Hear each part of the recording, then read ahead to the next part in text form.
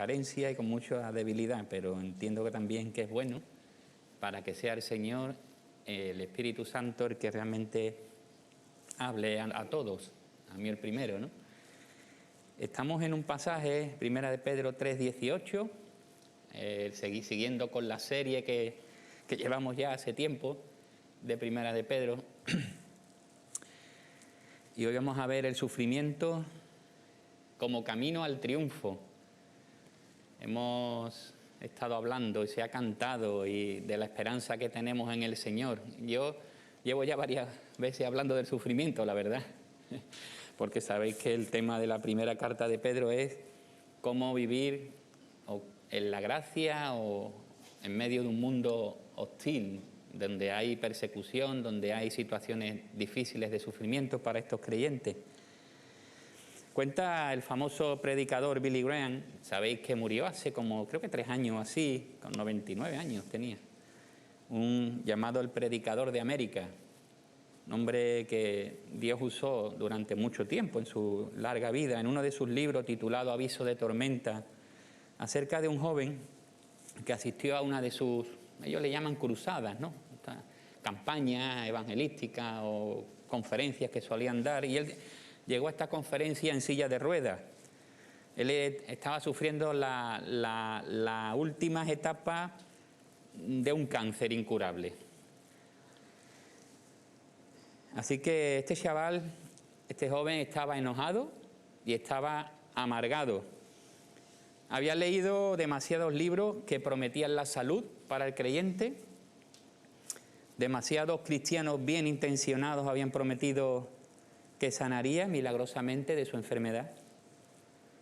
Pero claro, al no recibir la sanidad instantánea, la incertidumbre en él aumentó cada día más, cuenta Billy Graham. Sus padres, buscando lo mejor para él, por supuesto, y con mucho cariño, lo llevaron de un sanador de fe a otro, y cada uno oraba porque se obrara una sanidad dramática en él. Pero de nada sirvió. El muchacho había orado y también había ayunado y creía con sinceridad, pero la cura milagrosa no se había hecho realidad. Por el contrario, se estaba muriendo.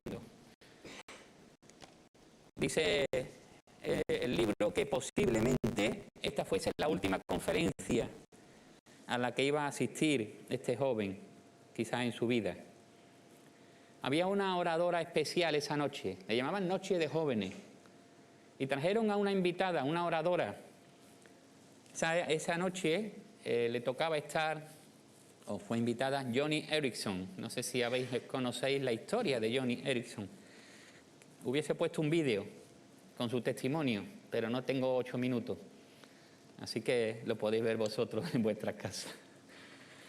Ella quedó inválida años atrás en un accidente cuando se tiró de cabeza al agua y sufrió una fractura cervical. Ahí los típicos, ¿no? Ella pidió sanidad en oración, pero no obstante ella quedó cuadriplégica, restringida igualmente a una silla de ruedas.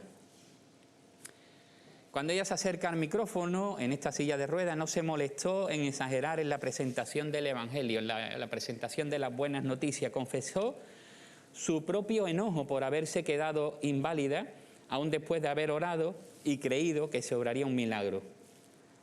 Luego relató la forma en que Dios se le acercó en su angustia y le infundió nuevo sentido y dirección a su vida a pesar de su sufrimiento y decisión. Joni se atrevió a decir las cosas como son. Y sabéis, su franqueza le dio libertad a este joven. Se desentendió de su amargura y de su enojo y de pronto dejó de verse como un fracasado, como alguien que carecía de suficiente fe, y ahora llegó a ver a Cristo en su angustia y a través de la misma. Poco después de aquella reunión, aquel joven murió. Pero sus padres pudieron regocijarse porque su hijo no había muerto enojado y amargado. Él sencillamente le devolvió su vida a su amante padre, digo con mayúsculas, a Dios. se entregó completamente a Jesucristo. Después se fue a la presencia de su Señor, donde iría a encontrar libertad de su sufrimiento para siempre. Una pregunta. ¿Podríamos decir que en la experiencia de este joven el propósito divino triunfa en medio del sufrimiento? Posiblemente habrá quien piense que esto es un fracaso, la vida de este joven es un fracaso en toda regla y que se quiere enmascarar una dura realidad usando la fe como anestesia en el sufrimiento. Muchos van a pensar así, de manera fría, y no creen en Dios. El pasaje de hoy, vamos a ver cómo Dios triunfa cumpliendo sus propósitos en Cristo. Y vamos a ver cómo, escribiendo el apóstol Pablo, el Espíritu Santo poniendo como centro el ejemplo del mismo Señor Jesucristo, que sufrió y triunfó, podían llegar los creyentes que estaban sufriendo de diversas situaciones duras, llegar a tener confianza por medio del ejemplo de Jesucristo, quien sufrió lo indecible, y hoy estamos recordando su muerte, pero quien resucitó y llevó a cabo el plan, sus propósitos de Dios. El sufrimiento como camino al triunfo es uno de los 4 apartados que tiene el tema general de la gracia que sostiene en el sufrimiento, que terminará en el capítulo 4, verso 19. Y hoy vamos a leer Primera de Pedro 3, 18 al 22, y podéis acompañarme, si queréis, en este pasaje. Es un pasaje extraño, de hecho, no se suele usar para predicar mucho, y no es un pasaje que yo escogería realmente para predicar. Pero bueno, la exposición, así, la predicación expositiva te da estas cosas, que tienes que ir pues tocando lo que va viniendo, no puedes saltártelo, ¿no? Pero bueno, vamos a acercarnos a Él con tranquilidad y vamos a ver qué es lo que el Señor pues nos quiere decir. Vamos a leerlo, 3, 18 al 22. Dice ahí, porque también Cristo murió por los pecados una sola vez, el justo por los injustos, para llevarnos a Dios. Muerto en la carne, pero vivificado en el Espíritu, en el cual también fue y predicó a los espíritus encarcelados, quienes en otro tiempo fueron desobedientes cuando la paciencia de Dios esperaba en los días de Noé, durante la construcción del arca, en la cual unos pocos, es decir, 8 personas, fueron salvadas a través del agua. Y correspondiendo a esto, el bautismo ahora os salva, no quitando la suciedad de la carne, sino como una petición a Dios de buena conciencia, mediante la resurrección de Jesucristo, quien está a la diestra de Dios, habiendo subido al cielo después de que le habían sido sometidos ángeles, autoridades y potestades. Pues aquí tenemos el texto, y yo, como vamos a entrar a decir y a ver algunos aspectos, me gustaría que no nos fuésemos a perder en los detalles. El tema, este pasaje, como todo lo que estamos viendo, hay que verlo dentro de su contexto. Cuán importante es ver las cosas dentro de su contexto, para poder tener un buen entendimiento. El contexto es que los hermanos, las iglesias, están sufriendo. Están pasando por dificultad, y Pedro quiere alentarles.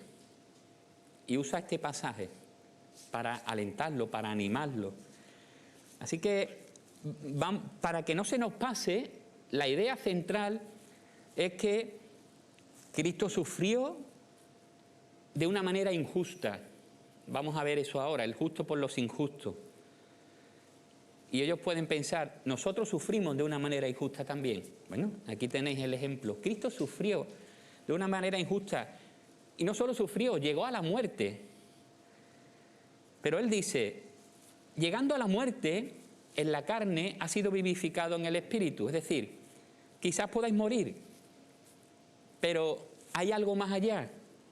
No solo está nuestra esfera del mundo material, no solo vivimos en el cuerpo, en la carne. Hay una resurrección. Igual que Él, hay un final glorioso para todos vosotros. Y al final Dios lo vindicó. Dios habló bien de Él, lo justificó y le dio el lugar de supremacía sobre todos sus enemigos. Así que los creyentes ahora, que están pasando por situaciones difíciles, pueden mirar a Jesús sabiendo que a pesar del sufrimiento, su vida espiritual está garantizada, que al final van a ser vindicados también y van a disfrutar de la victoria de Cristo. Este es el tema. Y de ahí tendríamos que sacar aplicaciones para nosotros en nuestra vida, cómo el ejemplo de Cristo y su sufrimiento y su final afecta a nosotros, cómo puede ayudarnos, ¿no? Vamos a verlo también.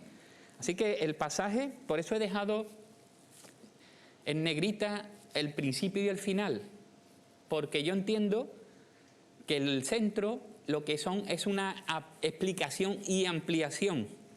Pero si leemos el pasaje, los dos versículos, vamos a entenderlo de esta manera. Porque también Cristo murió por los pecados, una sola vez, el justo por los injustos, para llevarnos a Dios, muerto en la carne, pero vivificado en el Espíritu, mediante la resurrección de Jesucristo, quien está a la diestra de Dios, habiendo subido al cielo después de que habían sido sometidos ángeles, autoridades y potestades. Ahora, Pedro, pues usa un ejemplo, aparte del Señor Jesús, de una persona, Noé, de hace mucho tiempo, que también tuvo que sufrir y vivir situaciones difíciles. Y va a usar ese evento para explicar o abundar o ampliar un poco esta idea de cómo, aunque haya sufrimiento al final, hay un buen final. Hay un final glorioso, un final feliz. Yo he puesto 4 puntos ahí. Misión victoriosa, proclamación victoriosa, salvación victoriosa y exaltación victoriosa. El pasaje comienza con un porqué, ya sabéis, ¿no? Cuando hay un porqué, es una cláusula que explica. Porque también Cristo padeció, o sufrió, o murió, está conectando con la idea anterior. Y la idea que estuvimos viendo en la sesión anterior es que el sufrimiento puede ser una bienaventuranza, siempre que esté por causa de hacer la voluntad de Dios, de hacer el bien, de buscar la justicia. Es algo que Dios lo ve bien cuando es por esas causas. Además, terminaba el versículo 17, que es mejor padecer por hacer el bien, si así es la voluntad de Dios, que por hacer el mal. Y ahora conecta, porque también Cristo, ¿veis? También Cristo.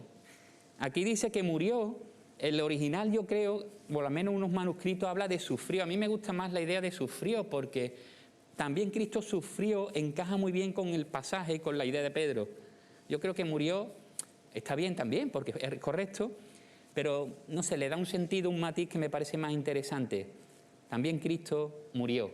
Y ya Pedro había usado el ejemplo de Cristo en el capítulo 2, en el verso 21, como pongo aquí, porque para este propósito habéis sido llamados, pues también Cristo sufrió por vosotros, dejando ejemplo para que sigáis sus pisadas. Así que, y habla que cómo actuó Jesús, cómo se enfrentó, cómo vivió Él en medio del sufrimiento. Así que en el otro ejemplo podríamos ver como el ejemplo de cómo sufrir. Y aquí el ejemplo de para qué sufrir. También Cristo murió por los pecados, una sola vez, el justo por los injustos, para llevarnos a Dios. Así que, no sé, me parecía interesante que el pasaje cómo comienza, ¿no?, con este ejemplo. Yo veo aquí, en este versículo, que dice que murió por los pecados, la causa. Hoy estamos recordando esto, bueno, cada domingo lo hacemos, cada día de nuestra vida lo hacemos. Porque si Cristo fue a la cruz, es porque nosotros estábamos separados de Dios Estábamos enemistados de Dios a causa de nuestro pecado, nuestra naturaleza, desde Adán. No hay manera, no hay ninguna opción en la que nosotros pudiésemos haber limpiado nuestros pecados. Ha tenido que ser Cristo sufriendo y muriendo el que pudiese limpiarnos de esa maldad que hemos leído, de esa manera de vivir y sobre todo de esa imposibilidad que teníamos de llegar a Dios. Dice que murió una sola vez. La suficiencia. Es interesante, no hacen falta, como en el antiguo pacto, cuando se ven los sacerdotes llevando sacrificios una y otra vez, cosa que ya sabéis. Cristo murió una sola vez. Y es interesante destacar que fue el justo el que murió por los injustos. Y aquí estamos hablando de la sustitución. Él toma nuestro lugar. Nosotros debíamos haber ido, no deberíamos de haber ido porque no hubiese servido para nada que yo hubiese muerto en la cruz por mí mismo. No me hubiese redimido ni liberado, porque para Dios no es suficiente. Lo único que valía para Dios es la muerte de un justo y santo y perfecto. Por eso tuvo que venir Dios mismo hecho hombre. Por eso tuvo que ser Cristo, el sustituto perfecto, para que pudiésemos... ¿Para qué? Pues para llevarnos a Dios. Todo ese proceso, toda esa obra de amor, de sacrificio y de entrega, es para que tú y yo podamos llegar a Dios. Y es muy interesante, porque esta idea, el concepto que hay ahí detrás de esa expresión, es que se nos ha dado una audiencia, se nos ha concedido una audiencia, se nos ha dado una cita, podemos pasar, tenemos el permiso para poder acceder. Y me imagino la ilustración, ¿no?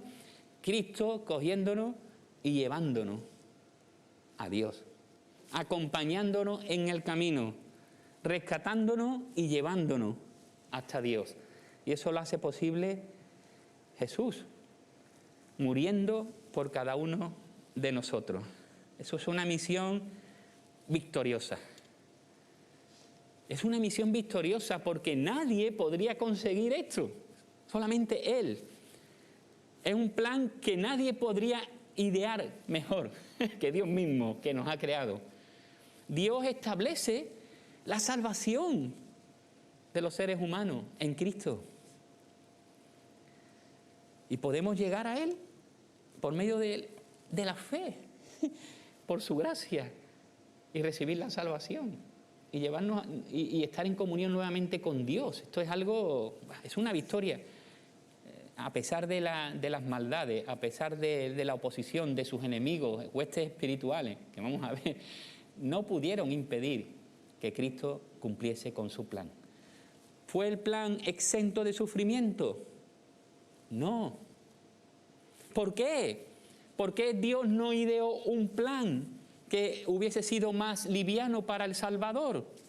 Que no hubiese implicado el sufrimiento, el abandono, el rechazo de esta manera. ¿Por qué tuvo que ser así? Esas son de las cosas que yo me voy a quedar sin saber, seguramente. Y no me importa. No me voy a preocupar en los detalles de por qué Cristo o Dios ideó este plan que implicara sufrimiento de Cristo, pero posiblemente, y lo que veo hoy, es que por el sufrimiento de Cristo tenemos un ejemplo real de Dios como hombre para que nosotros podamos identificarnos con su sufrimiento. Así que, fantástico, una misión victoriosa. Después hay una proclamación victoriosa. Y aquí empezamos con la explicación. Bueno, hay todavía aquí, nos habla de que siendo vivificado o siendo a la verdad muerto en la carne, pero vivificado en espíritu. Igualmente tenía un poco de muerto en la carne y vivificado en el espíritu, son dos ideas iguales, similares, son dos verbos pasivos, es decir, el agente no hace él mismo la acción, alguien la hace. O sea, Cristo no ha muerto solo, alguien lo ha matado y alguien lo ha vivificado. no se dice el agente de quien lo ha matado, queda ahí en el aire en este pasaje. Se dice que ha sido vivificado en el Espíritu. Pero también matiza, también me gusta, porque está haciendo énfasis. Es que la idea de Pedro ajusta muy bien para ello. Es que Cristo ha sido matado. Y además, literalmente pone siendo a la verdad muerto en la carne. No es una idea, no es una ilusión, no es una fantasía, no, es que se desmayó, no, no. Realmente Cristo murió en la carne y ha sido vivificado en el Espíritu. Los comentaristas concuerdan en que no está haciendo aquí una referencia entre la naturaleza, un contraste, ¿no? El contraste que nos ha comentado Gabriel, entre la naturaleza humana y la naturaleza divina de Cristo. No ese es el contraste. Aquí la idea es que el Espíritu es inmortal, no necesita ser vivificado, no necesita cobrar nuevamente vida. La palabra cuerpo y carne hablan de esferas, hablan de que ha sido muerto a nivel humano, en la esfera de la carne, pero ha sido vivificado a nivel, digamos, espiritual por medio de la resurrección. No solo el Espíritu, Cristo resucitó. No solo espiritualmente, con su cuerpo, un cuerpo especial, glorificado. Recordáis, no hace falta que cite ahora los textos del Evangelio del tiempo, los 40 días que Cristo estuvo resucitado antes de ascender al cielo. Pero era un cuerpo especial. Y es interesante porque el trasfondo y el concepto griego marca mucho la diferencia entre el cuerpo y el espíritu. Porque ellos entienden que el cuerpo es lo malo y el espíritu es lo bueno. Y la Biblia siempre resalta que el ser humano y la obra del Evangelio es una obra integral. Y la resurrección es integral también. Así que, pero hay una muerte en esa esfera humana y hay una resurrección. En su nuevo estado espiritual,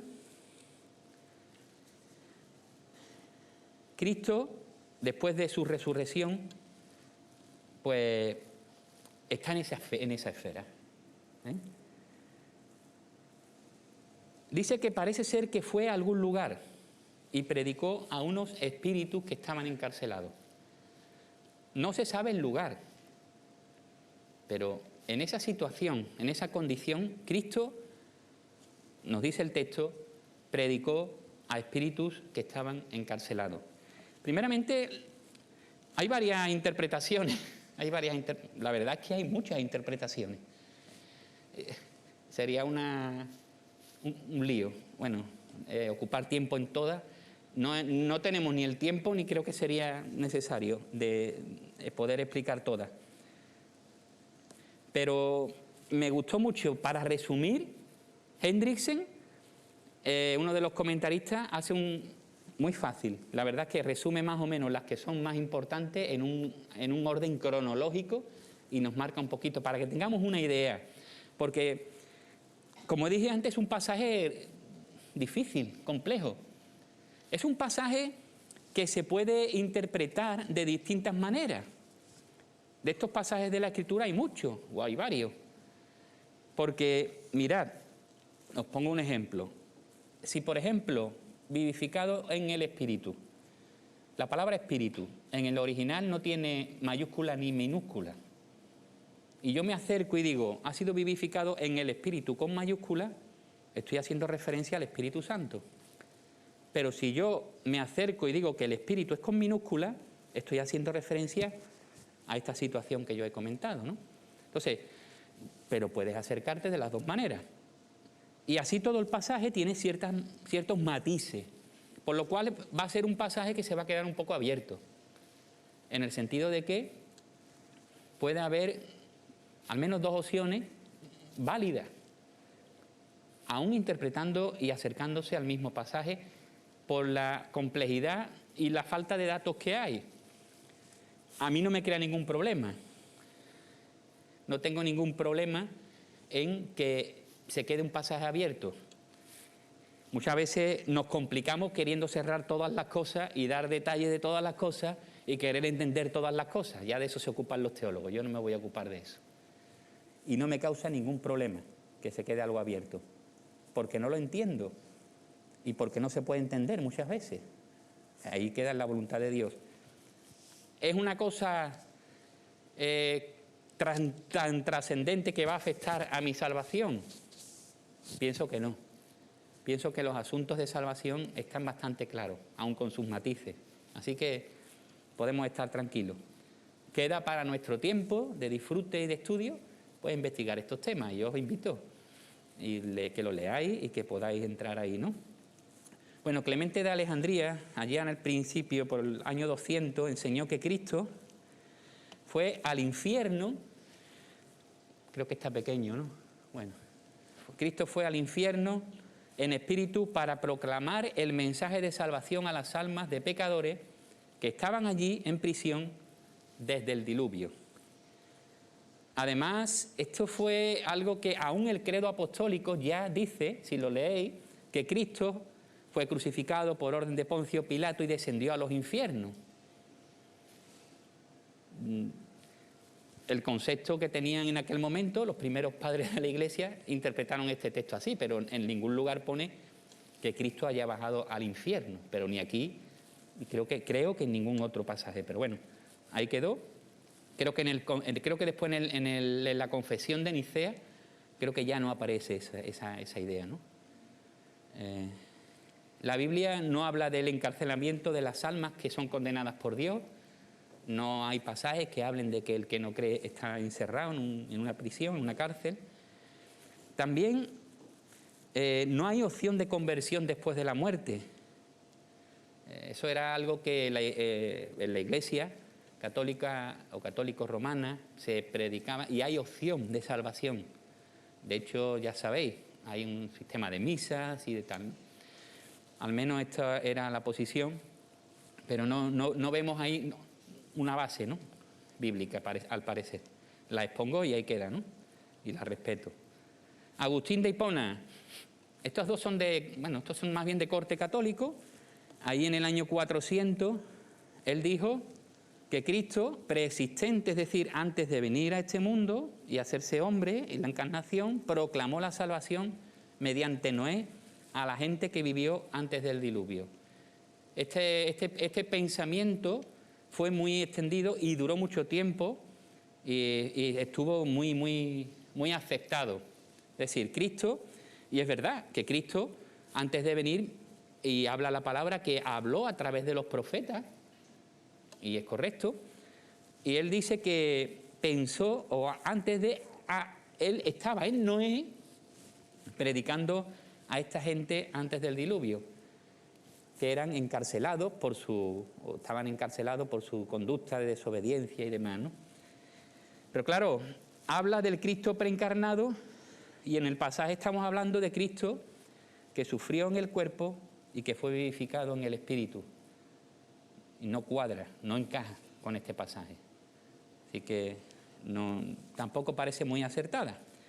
El cardenal Roberto Bellarmino, segunda mitad del siglo XVI, y aquí cerca, más avanzado, él decía que en su espíritu Cristo fue a liberar las almas de los justos que se arrepintieron antes del diluvio y que habían quedado en el limbo, es decir, el lugar entre el cielo y la tierra en que estaban. Así que personas que creían, habían muerto, estaban en un lugar, Cristo va para liberarlos a estos, ¿no? La Biblia no habla del limbo, y hay una variación de esta persona, teólogo también. Bueno, tiene una teología sistemática, y en el apartado del estado intermedio, el estado intermedio es, o se define como el lugar o estado, o ambas cosas, que una persona sufre, no sufre, está, en el que está entre su muerte y la venida de Jesús. Muere una persona, ¿dónde está? ¿Dónde está su cuerpo, no? Y él habla del Seol. En el Antiguo Testamento muchas veces se cita el Seol, lo hace un muy buen estudio. Habla del Hades, que como palabra griega, y él entiende que es un lugar donde están los muertos, pero no es ni la tumba, porque hay expresiones para tumba y no es la muerte. Así que habla de como de un lugar donde están allí. Y él dice, que hay una parte inferior de ese lugar, Seol o Hades, llamada oscuridad o fosos o lugar más profundo, donde están las almas o los espíritus de los que no han creído en Cristo. Y una parte un poquito superior que se llama paraíso, donde están las almas de los que han creído en Cristo, en este caso, bueno, o de los creyentes, en este caso del Antiguo Testamento, porque esto es algo que funciona hasta que Cristo viene y resucita. Según él, cuando Cristo resucitó, bajó a este lugar, al paraíso, bajó al Seol y al Hades, proclamó, no predicó, proclamó su victoria y a los que eran creyentes, trasladó el paraíso a donde él está ahora, cerró esa puerta, una manera de explicarlo, y ahora todos están con Cristo, de manera que ahora los creyentes, los no creyentes siguen ahí, según él, y los creyentes están con Cristo. Y eso sí que lo expresa la palabra. Cuando uno muere, el creyente que muere va con el Señor directamente. Bueno, pues es otra opción que él fue a predicar a esto para hacer esta situación, ¿no? Y por último, Friedrich Spitzer, teólogo alemán, músico y escritor también.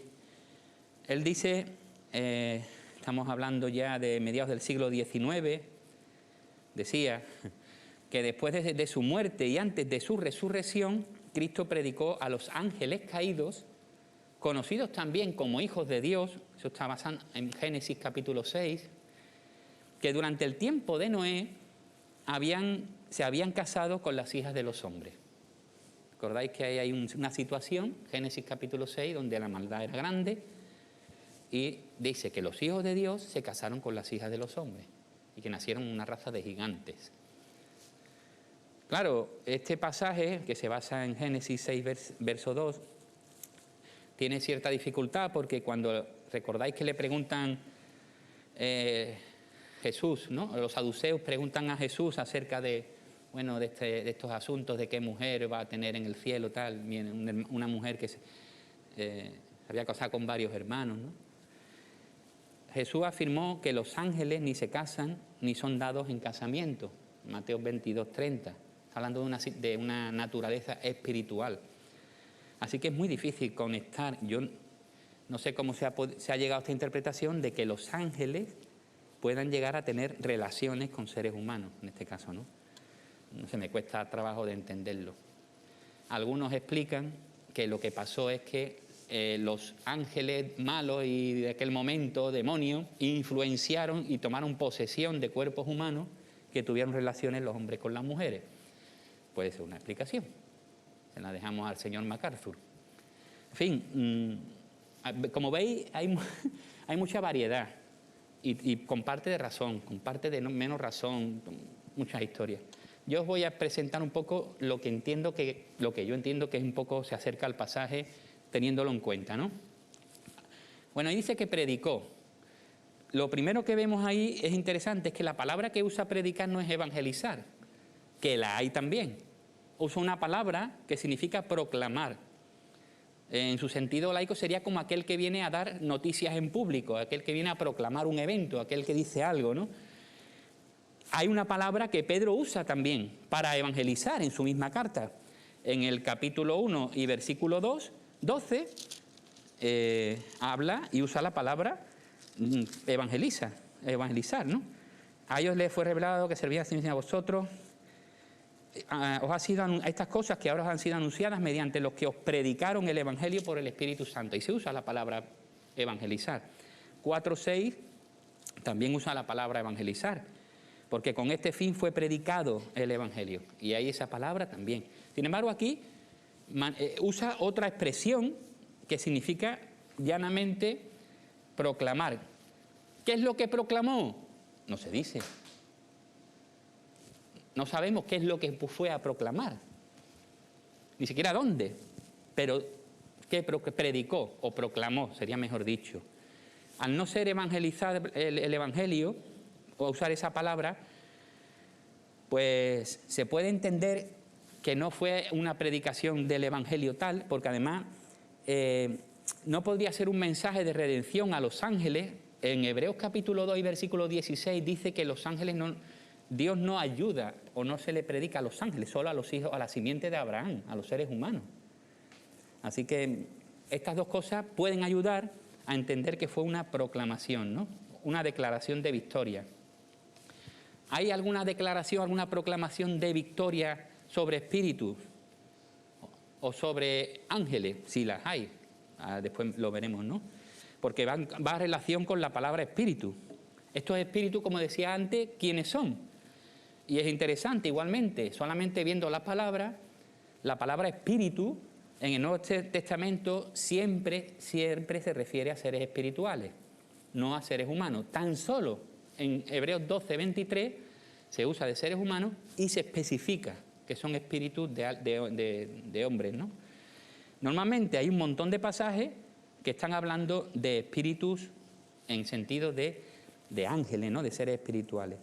Además, mismo Pedro, capítulo 3 y versículo 20, habla de personas, también habla de personas y cita a las personas, ¿no? Y hace una comparación entre los espíritus y personas. Así que el texto, también, el texto mismo nos dice, fijaos, dice que fue y predicó a los espíritus encarcelados, no dice fue y predicó a los espíritus de los que estaban encarcelados, sino a los espíritus encarcelados, o sea, haciendo referencia a los espíritus, no a espíritus de. Y también Pedro usa en su evangelio esta misma idea, este mismo vocablo, y habla de espíritus inmundos. Por ejemplo, en Marcos capítulo 3 y 11, hablando de esos espíritus inmundos, también usa esta expresión. Así que pudiese entenderse que Cristo proclamó a seres espirituales. Estos seres espirituales, nos dice el pasaje, que estaban encarcelados y que fueron desobedientes en otro tiempo.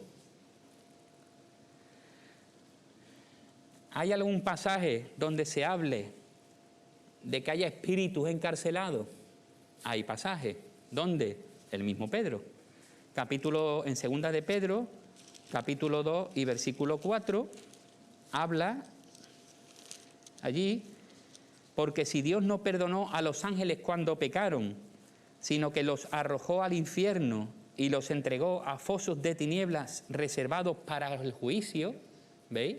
Está hablando de unos ángeles que pecaron en algún momento y que están reservados para el día del juicio. Hay otro pasaje, Judas. En Judas también, el verso 6, Judas, primera y segunda de Pedro y Judas tienen muchas cosas en común. Hay muchas, se podían hacer 2 tablas y ver todo lo que coincide. Pero en el verso 6 igualmente dice, y a los ángeles que no conservaron su señorío original, sino que abandonaron su morada legítima, los ha guardado en prisiones eternas bajo tinieblas para el juicio del gran día. Esa es otra referencia. Y es interesante comparar también en Apocalipsis capítulo 20 y versículo 1 al 3, allí vemos algo también. Dice allí que, pensando ya en el milenio, no es este pasaje, pero también es interesante de observarlo. Vi a un ángel que descendía del cielo con la llave del abismo y una gran cadena en su mano.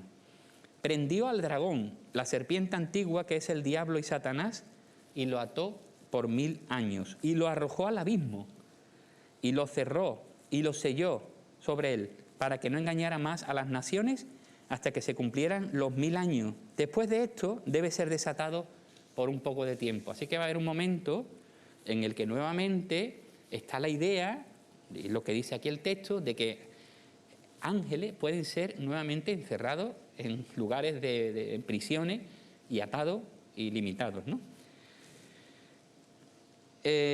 Fueron desobedientes. ¿Cuándo?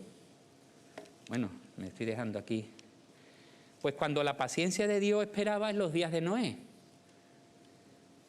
Es curioso, me gusta este pasaje, la paciencia de Dios, esperando.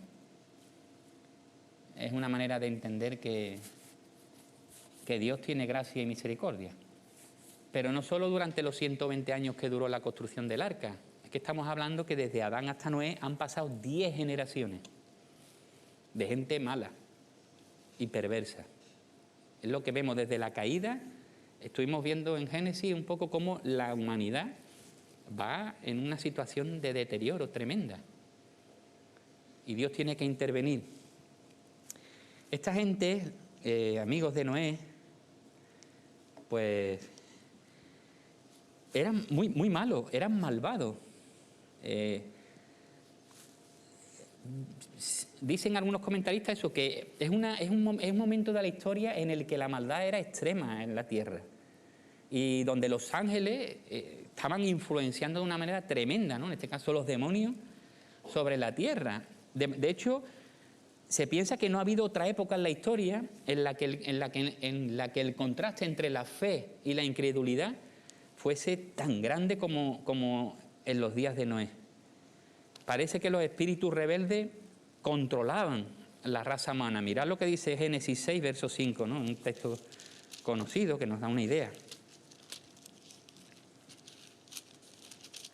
Dice allí, y el Señor vio que era mucha la maldad de los hombres en la tierra y que toda intención de los pensamientos de su corazón era solo hacer el mal. Y el versículo 1 del capítulo 7 dice, entonces el Señor dijo a Noé, entra en el arca tú y todos los de tu casa, porque he visto que solo tú eres justo delante de mí en esta generación. Tremendo, ¿no? La maldad que había. Y es curioso también que el mismo Señor cita este evento o este momento de la historia en el Evangelio, capítulo 24 de Mateo, en un pasaje en el que está hablando de juicio, en un pasaje en el que está hablando de que el Señor va a juzgar, que va a venir nuevamente a juzgar, usa y pone como ejemplo los días de Noé. 24, verso 37 dice, porque como en los días de Noé, así será la venida del Hijo del Hombre. Pues así como en aquellos días antes del diluvio estaban comiendo y bebiendo, casándose y dándose en matrimonio hasta el día en que entró Noé en el arca, y no comprendieron hasta que vino el diluvio y se los llevó a todos, así será la venida del Hijo del Hombre. Y me llamó la atención porque estamos en esta época, estamos en este periodo. Y bueno, Dios va a venir nuevamente y va a hacer juicio. Pero me llamó la atención cómo comparó el tiempo antes de su venida con el tiempo de Noé, ¿no? Parece que fue una situación difícil. Así que parece ser que lo que el pasaje da a entender es que Cristo, en ese estado vivificado, resucitado, fue y predicó a estos espíritus que estaban encarcelados y les dijo, hizo una proclamación de he vencido al mal. He muerto y he resucitado. Y ahí hay un versículo en Colosenses también, ¿no? Donde se declara esta victoria sobre Satanás. Colosenses 2.15 es un pasaje conocido, ¿no? También por nosotros. Dice, y habiendo despojados a los poderes y autoridades, hizo de ellos un espectáculo público, triunfando sobre ellos por medio de él, de Cristo, ¿no? La muerte como símbolo, como señal, la cruz de victoria. Y hay otros textos también, 2 de Corintios, Efesios 6, en fin, hay pasajes que hablan de esto. Así que parece que fue a estos espíritus, según entiendo, la otra opción también de los que están ahí pudiera ser también válida. Y Cristo les proclamó, oye, ha habido victoria. Además, teniendo en cuenta, bajo mi punto de vista, el texto en el versículo 22, que concluye diciendo que está a la diestra, habiendo subido al cielo, después de que le habían sido sometidos ángeles, autoridades y potestades. Concuerda un poco con la idea, ¿no? de que él tiene en la mente, ¿no? De cómo Cristo triunfa sobre los enemigos del mal, y que sea un ejemplo para aquellos también que están sufriendo. Después, la salvación victoriosa, habla ahí del bautismo. Se me ha ido mucho tiempo, voy a intentar acelerar. Bueno, el rescate de Noé y su familia mediante el agua es visto como una prefigura, la palabra, hay una palabra que se usa que es la palabra antitipo realmente. Mirad, dice ahí el versículo 20, final, en la cual unos pocos, es decir, 8 personas, fueron salvadas por medio del agua. Y correspondiendo a esto, y ahí es donde se usa esa palabra, antitipo, el bautismo ahora os salva. O sea, todo este acontecimiento, esta salvación, ellos fueron salvos por medio del agua, también el agua hizo que murieran muchas personas, es como un efecto de limpieza, de purificación, ¿no? Sirve ahora como una prefiguración de lo que es la realidad espiritual del bautismo. Y claro, nos surge esta duda, ¿en qué sentido es figura, no? Pues igual que el diluvio separó a Noé y a su familia del malvado mundo de su época, así el bautismo separa a los creyentes del presente mundo malo. Eso es una de las implicaciones. Pero ¿es la persona salvada entonces por el rito del bautismo? Porque dice que ahora os salva. Pues esto se ha usado, este pasaje, sacándolo de ahí para defender que el bautismo es necesario para la salvación. Bueno, pues no. Y Pedro lo explica él mismo. Ahora os salva, dice, no quitando la suciedad de la carne, sino como una petición a Dios de buena conciencia y mediante la resurrección de Jesucristo. Lo que salva es la fe en Cristo.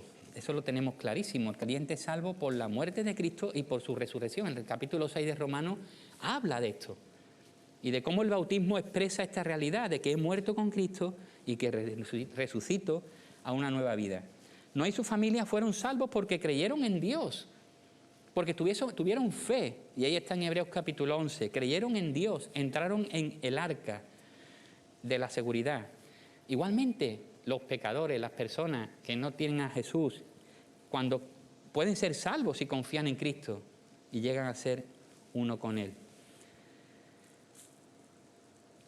La palabra aspiración que aparece aquí, en la Biblia de las Américas se traduce como una petición de Dios de buena conciencia. Es una palabra que tiene es de un término legal y era la idea de una persona que iba a firmar un contrato y se le preguntaba, oye, ¿tú vas a cumplir todos los términos de este contrato? Sí, pues firma.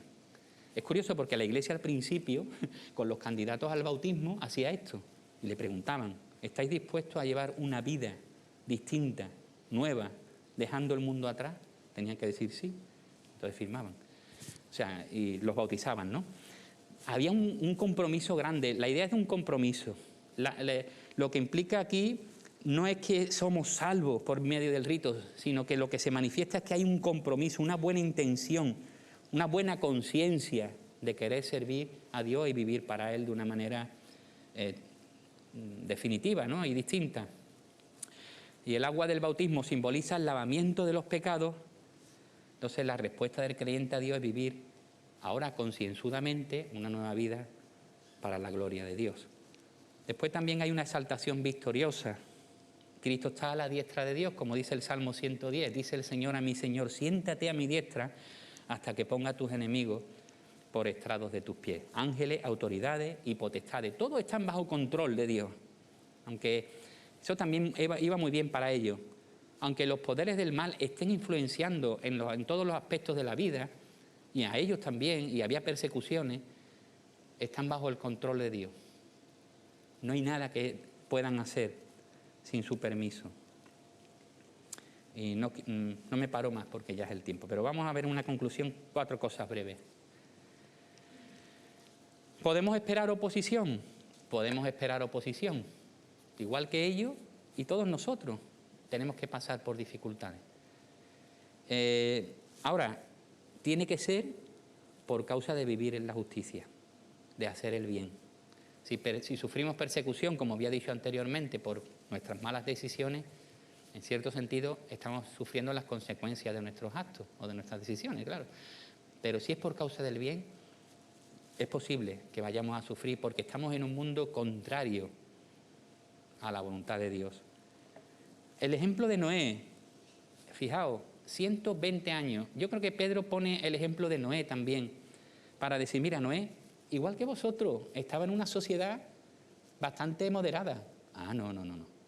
Estaba en una sociedad muy mala, muy mala. Hemos visto que fue uno de los peores momentos y ahí estaba Noé, haciendo algo bastante raro, construyendo un pedazo de barco grande durante 120 años. Y nos dice en 2 de Pedro que era pregonero de justicia. No solo fue un constructor, no solo fue un buen ingeniero o un buen oficial, carpintero de barco. Él estuvo proclamando la justicia de Dios, el mensaje de Dios. Arrepentíos porque si no vais a perecer. 120 años. ¿Y qué pasó ahí? Pues nosotros igualmente, ellos igualmente, los receptores de la carta y nosotros igualmente. Vivimos en un entorno hostil. Debemos de aprender de Noé también y seguir siendo fieles. Siendo fieles a Dios sin confiar en los resultados. Y alguno puede decir, mira Noé, 120 años predicando y solo te conviertes tú y 7 personas más de tu familia. Y nosotros diríamos, vaya fracaso, ¿no? Si miramos los números. Pero Dios lo honró.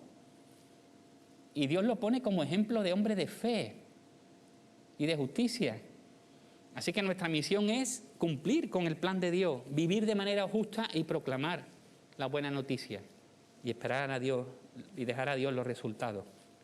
Porque Él tiene sus planes y sus propósitos. Igualmente, aparentemente, Jesús fracasó en la cruz. Sin embargo, fue una victoria suprema. Y nosotros podemos cobrar ánimo, gozo, al identificarnos con Jesús en su sufrimiento, pero mirando también cómo Dios lo vindicó al final.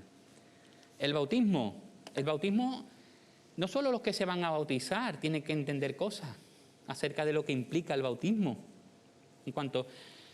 Es que el bautismo y la conversión es una cosa, realmente. O sea, tiene que haber un cambio en el momento que decidimos de creer en Cristo. El bautismo va a expresar lo que ya hemos creído. No puede haber una diferencia entre mi conversión y ahora me voy a bautizar y ahora voy a cambiar de vida. Deberíamos de estar viviendo en nuestra vida nueva desde que creemos en Cristo.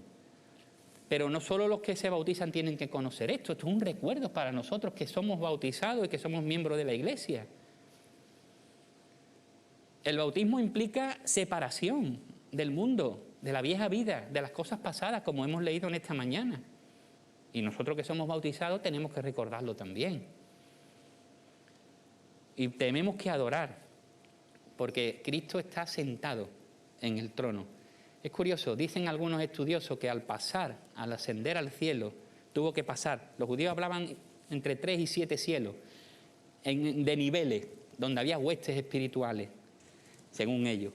Pero es interesante que algunos piensan que al ascender tuvo que pasó por esta esfera del aire donde operan los demonios, pasando por encima y ahora están bajo sus pies, como dice el Salmo 110, ¿no? Sometidos ahí, ¿no? Ahí está Cristo en lo más alto, junto al Padre, a la diestra de Dios, reinando y llevando a cabo todo lo que ocurre en este mundo. Y va a volver, y Él es digno de ser adorado. ¿Por quién es? Por su realeza y por lo que ha hecho, también por cada uno de nosotros. Pues que el Señor nos ayude y en este pasaje pues puede ser también de estímulo y de aliento para todos los que estamos aquí con diversas dificultades y sufrimientos de diversos tipos, para que podamos pues realmente ver en Cristo el ejemplo de virtud, de cómo a través del sufrimiento Dios puede también cumplir sus proyectos finales. Oramos. Pues Señor, te damos gracias por tu palabra, gracias por lo que nos has revelado y por lo que podemos entender de ella. Lo importante es que cambiemos de vida.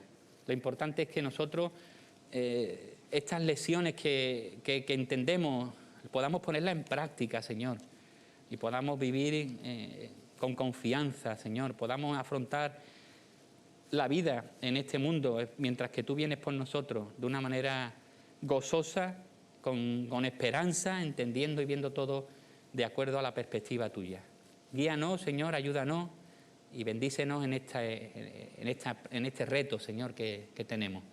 Bendice a los hermanos que no han podido venir, a los que están sufriendo también con enfermedades y otras dolencias, que puedan experimentar tu gozo. En el nombre de Jesús. Amén.